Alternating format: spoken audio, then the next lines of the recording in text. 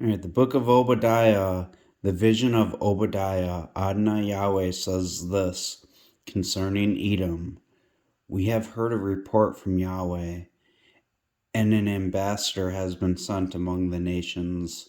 Arise, and let us arise against her in war. And you read something kind of like in Jeremiah 2 about them coming for like the vengeance of the temple, and that being that chosen one.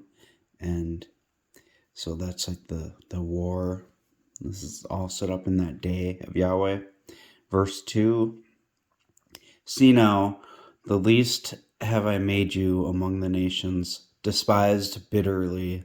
The pride of your heart has deceived you, you who live in clefts of the rock, whose habitation is high, who says in his heart, who can bring me down to the ground, although you exalt yourself like the eagle.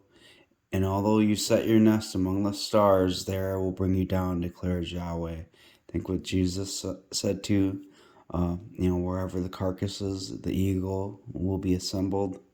So, it's like they're saying like they're the chosen ones, but like they're the king.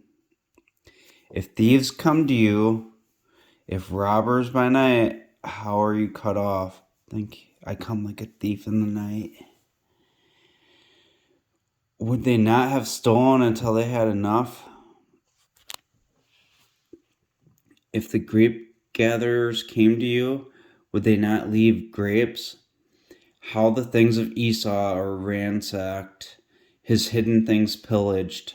All the men of your confederacy have brought you to the border. The men who were at peace with you have deceived you. They prevailed against you. Those who put your bread in a snare under you, yet you have no understanding of it. In that day, declares Yahweh, will I not destroy the wise out of Edom and the understanding out of the hill country of Esau? So she's going to be doing some destroying out of that country. And your mighty men, Teman, will be dismayed to the end that everyone of the mountain of Esau will be cut off by the slaughter. Is that valley of Hinnom? For violence against your brother Jacob, shame will cover you, and you will be cut off throughout the eon. In the day when you stood on the other side, in the day when foreigners carried off his forces as captives, and foreigners entered his gate and drew lots over Jerusalem. You also were like one of them. But you should not have looked on the day of your brother in the day of his estrangement, nor should you. Hold on. Just thought I'd point out the little footnote in here. It mentions for the estrangement, Deuteronomy 32:5. A perverse and crooked generation has corrupted itself, not his sons because of their blemish. If you read Deuteronomy 7, you're not supposed to make wives with Canaanites. Judah did that. Esau did the same thing. But you should not have looked on the day of your brother in the day of his estrangement. Esau? Who's he looking over? Oh, he's looking over Judah. No, nor should you have rejoiced over the sons of Judah in the day of their destruction. Because we're reading about that. I will destroy the wise out of Edom and the understanding out of the hill country of Esau. Because you know how there'd be two nations, Jacob and Esau, how those two nations in the wombs. Well, Jacob wasn't just Jacob; it was all his sons, and we know Judah came out of his sons. But it also tells you in Romans 9, not all are Israel who are out of Israel, or hopefully I worded that right, but that couldn't be speaking about Esau because Esau was out of Isaac, because Isaac had Jacob and Esau, and only Judah came out of Israel out of, the other brothers that actually mixed with a Canaanite like he wasn't supposed to, because of his blemish, not his son. So, nor should you have spoken proudly in the day of distress. And also think what Jesus said, if kingdom is divided against kingdom, it will not stand.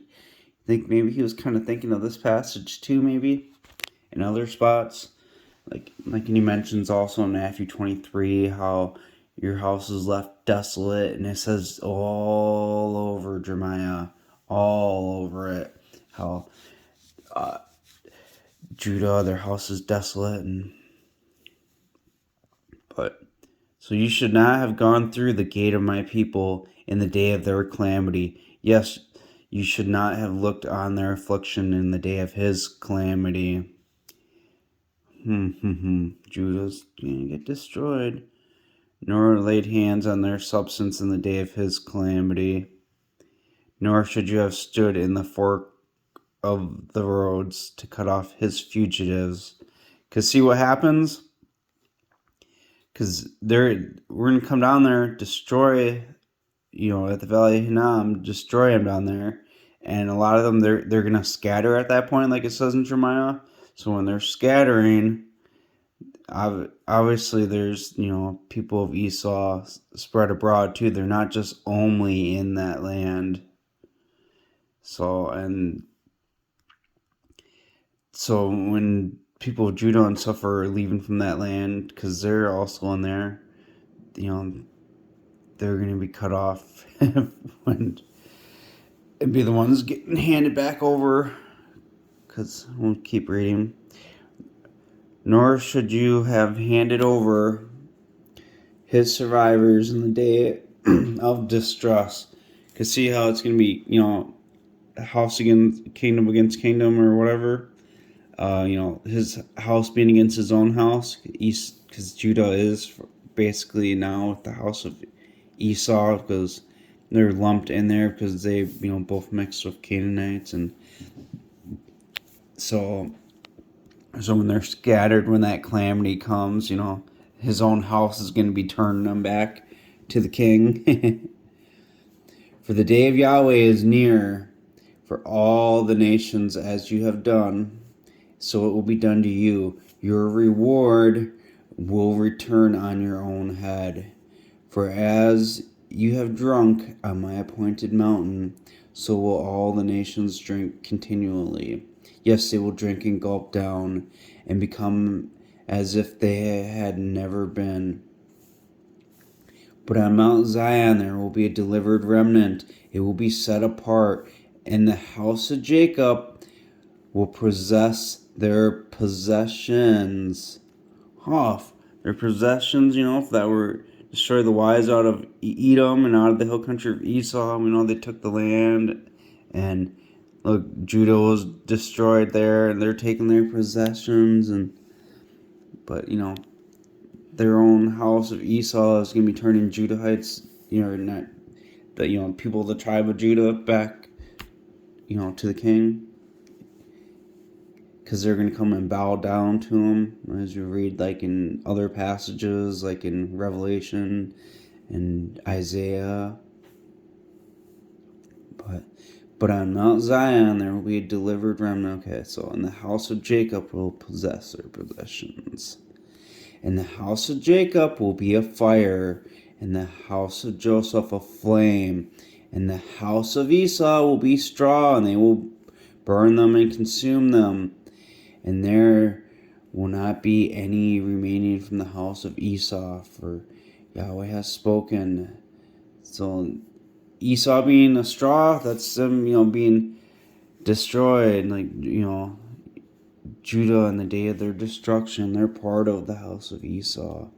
Because look, the house of Jacob and the house of Joseph a flame, there's distinction there, and you see distinction between Jacob and Judah throughout scriptures, and here you're seeing this distinction between the two, because it's the house of Joseph that has the birthright.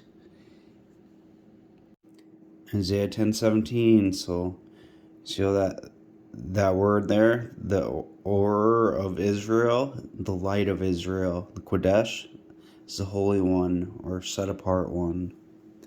So Isaiah 10:17, and the light of Israel will be for a fire, and its holy one for a flame, and it will burn and devour its thorns and briars in one day. That'd be that Judah and Esau. So you see how that the light of Israel fire and the holy one of flame. So and the thorns and briars will be burnt up. So it's just more proof, that the Messiah, he's from the house of Joseph. So then that two come from there. You got Jesus, and then you got the Ephraim one coming after. And I thought it'd be kind of fun to just go up to Matthew quick. Verse 25 of chapter 12. But being aware of their thoughts, Jesus said to him, every kingdom divided against itself is reduced to desolation, and every city or house divided against itself will not stand. And if the enemy drives out the enemy, he is divided against himself. How then will his kingdom stand? So, and this is when he was, pulling out the demons, driving out the demons. And they said, oh, you do that by Beelzebul. And, yeah. So, and he's putting it as that, using an example of, you can't be divided against yourself. And obviously, they are. And if you see in scriptures like Obadiah, that's what's going to happen with Esau and Judah. And so it's kind of a neat little example, because then you can see in chapter 10,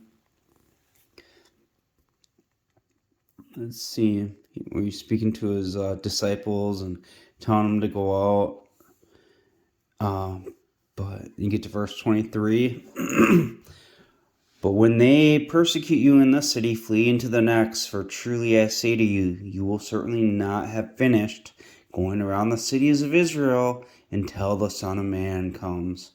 See, and then when Paul, he writes, I've spoken to all the inhabited world in the gospel, they did their part on it, but look, you will certainly not finish going around the cities until the Son of Man comes.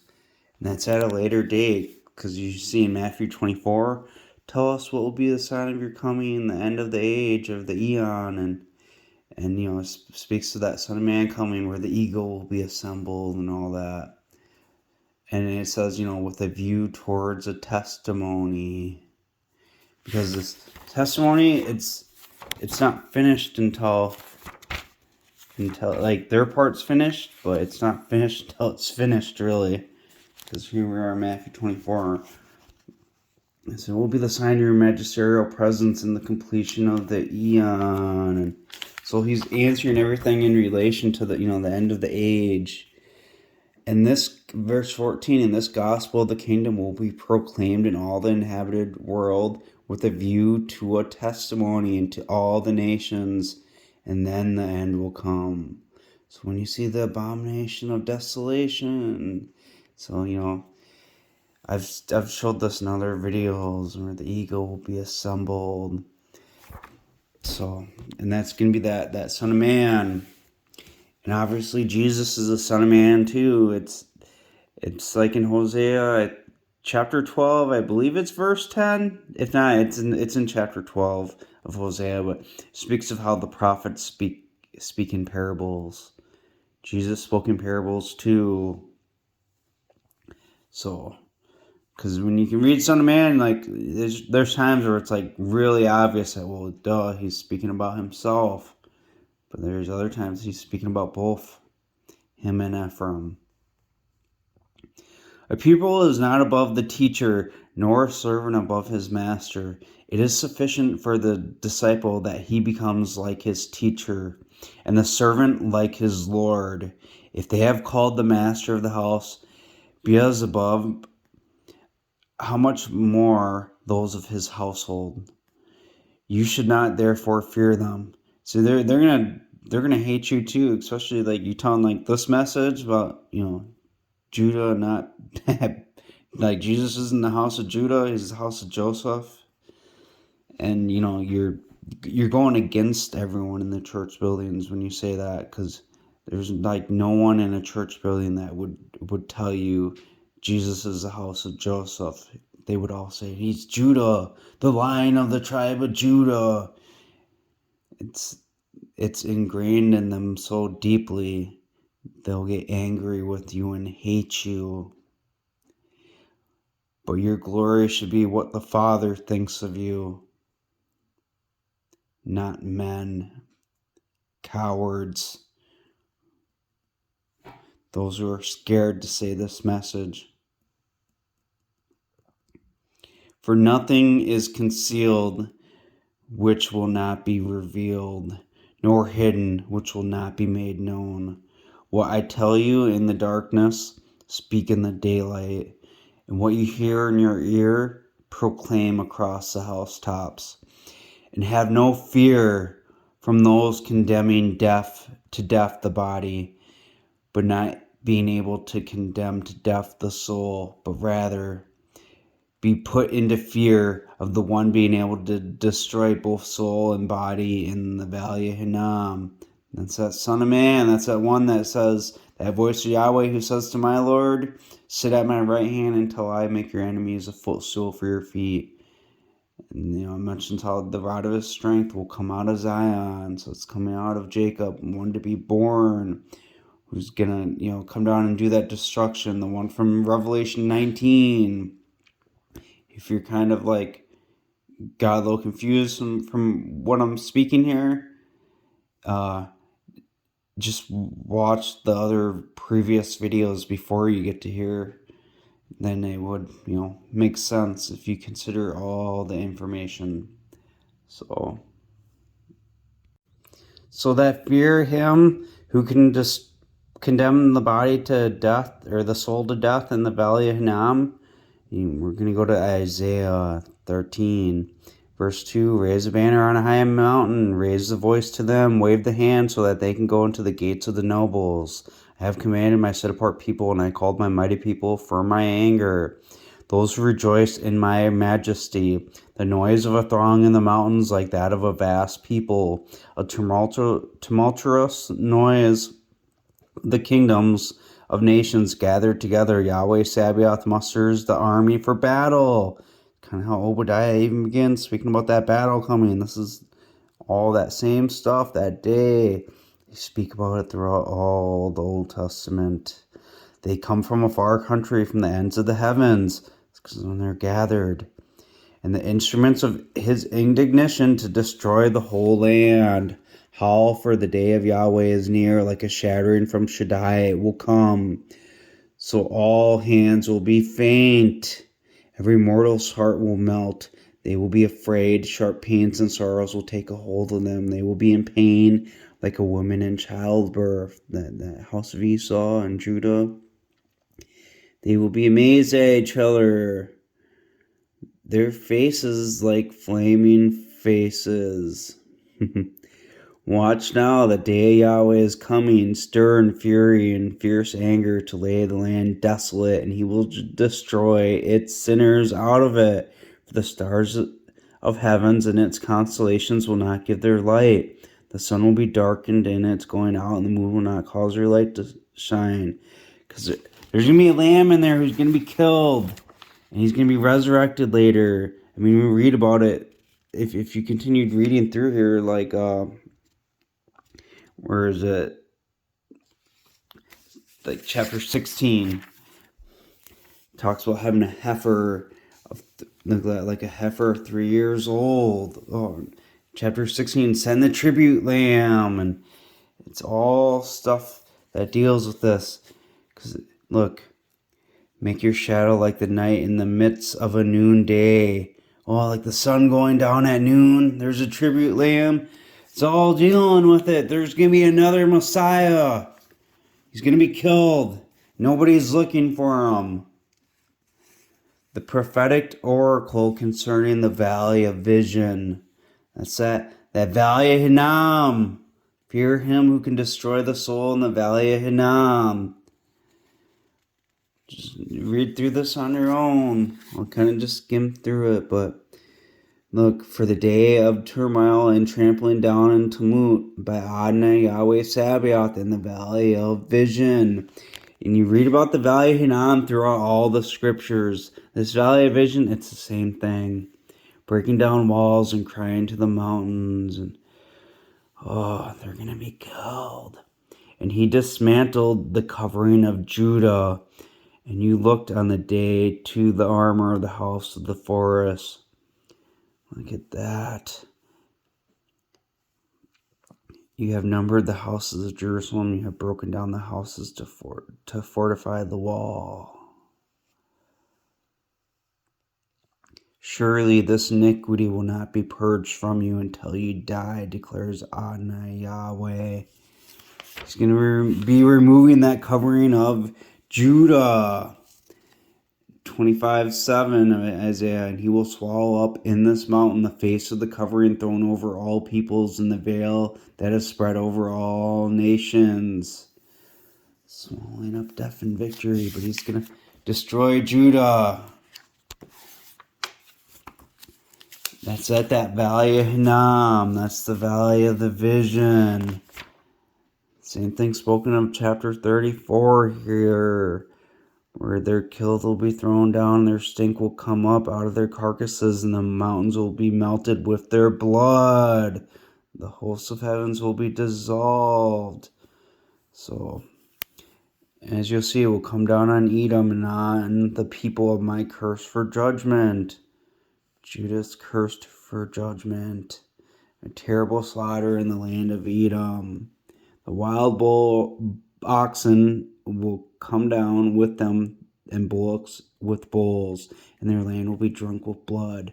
For this is the day of vengeance for the vengeance of Yahweh, the year of recompense, for the controversy of Zion, the controversy of Jacob. They think that the Messiah comes from Judah. It's from the house of Joseph. There's no prophecy in Genesis concerning Judah with the Messiah. That the top of that ladder where Yahweh stood, where Jacob poured the oil on the rock, because it represented the Messiah. And that same book tells you that for the house of Joseph, that from the shepherd, the stone of Israel. Alright, back in Obadiah. So you gotta be in remembrance too of the stuff I spoke about in previous videos about like Judah and the Babylonian captivity, when we read from the book of Ezra and Nehemiah. And so we see from there, so in Ezra 2 and Nehemiah 7, you see that same list of people coming back from the captivity. If you follow that genealogy, and it tells you how it was all the house of Israel, and they end up going back to Jerusalem. And there's people that had indignation against them in Ezra, and they were writing letters against them, and they called them Judahites, all those ones that came back, and they were from the house of Jacob, all the other tribes, and they were called Judahites because they were in the land of Judah. Just like someone from Texas is a Texan. So, so that's, you got to understand that too, to help with understanding this. And it helps with, like, in the book of Joel, I believe it was too. So yeah, it really unlocks these passages when you understand that. But, and those of the south country will possess the mountain of Esau. Remember, the sons of Judah in the day of their destruction. They're destroyed, but not all of them, because they get scattered, and obviously some from their house turns on them from, Esau. And so that's that house being divided against itself. So, and the south country will possess the mountains of Esau and the lowlands of the Philistines, and they will possess Ephraim's fields and Samaria's fields. So you think Judah is coming back to possess, Ephraim's field and Samaria's fields, and then Benjamin possessing Gilead when because obviously Judah's that south country, but you gotta know that dispersion secret, because this is that prophet speaking in a parable, because all the house of Israel came back down and to Jerusalem and there. And the multitude of the captives of the sons of Israel will possess the lands of the Canaanites. So it's like, the south country, and look, those are the multitude of the captives of the sons of Israel will possess the land of the Canaanites as far as Zarephath, and the exiles of Jerusalem. It's like in Ezra too, because you find out that they were all the exiles from the captivity. So the exiles, those of the house of Israel in Sepharad will possess the cities of the south, and the liberators will go up to Mount Zion and judge the mountain of Esau, and the kingdom will be Yahweh's. Hosea 12:10. I have spoken through prophets, and I have multiplied visions, and by the hands of the prophets use parables.